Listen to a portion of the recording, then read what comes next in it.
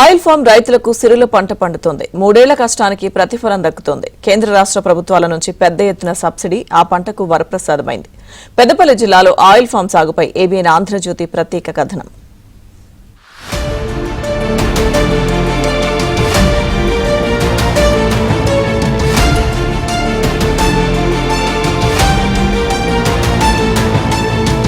ఒకప్పుడు పెద్దపల్లి జిల్లాలో పత్తి, వరి, మొక్కజొన్న మాత్రమే సాగు చేసేవారు.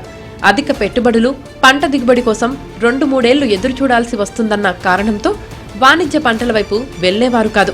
అయితే గడిచిన 10 ఏళ్ల కాలంలో సాగునీరు ఎక్కువగా అందుబాటులోకి రావడంతో రైతాంగం కూడా కొన్ని ప్రయోగాలు చేస్తోంది. ముఖ్యంగా పెద్దపల్లి జిల్లాలో రైతులు ఆయిల్ ఫామ్ సాగు వైపు మొగ్గు చూపుతున్నారు. తొలి విడతలో అక్కడి రైతులు 3000 ఎకరాల్లో ఆయిల్ ఫామ్ సాగు చేశారు. ఆయిల్ ఫామ్ సాగుకు కేంద్ర, రాష్ట్ర ప్రభుత్వాల నుంచి పెద్ద ఎత్తున సబ్సిడీ రావడంతో ఆ వైపు ఎక్కువగా దృష్టి పెడుతున్నారు.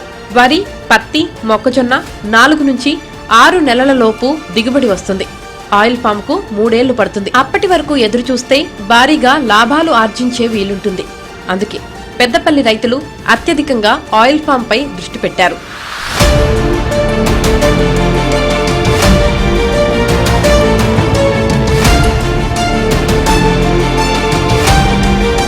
పెద్దపల్లి జిల్లాలో ఇటీవల మొదటి ఆయిల్ ఫామ్ ను పెగడపల్లి గ్రామానికి చెందిన రైతు శ్రీనివాస్ రెడ్డి పండించారు.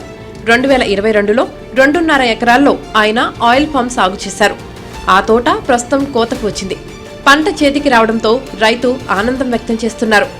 ఆయిల్ ఫామ్ గెలలను కోసి ఖమ్మం జిల్లాలోని అశ్వరావుపేటలో ఉన్న ఆయిల్ ఫ్యాక్టరీకి వాహనంలో తరలించారు. ఆ వాహనాన్ని జిల్లా కలెక్టర్ కోయ శ్రీహర్ష జెండా ఊపి ప్రారంభించారు. ఒకసారి పంట వేస్తే అది నిరంతరాయంగా కొనసాగుతుంది.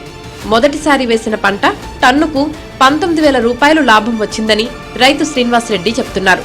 మొదటి 3 సంవత్సరాలు వృధాగా పోతుందని అపోహ ఉంది.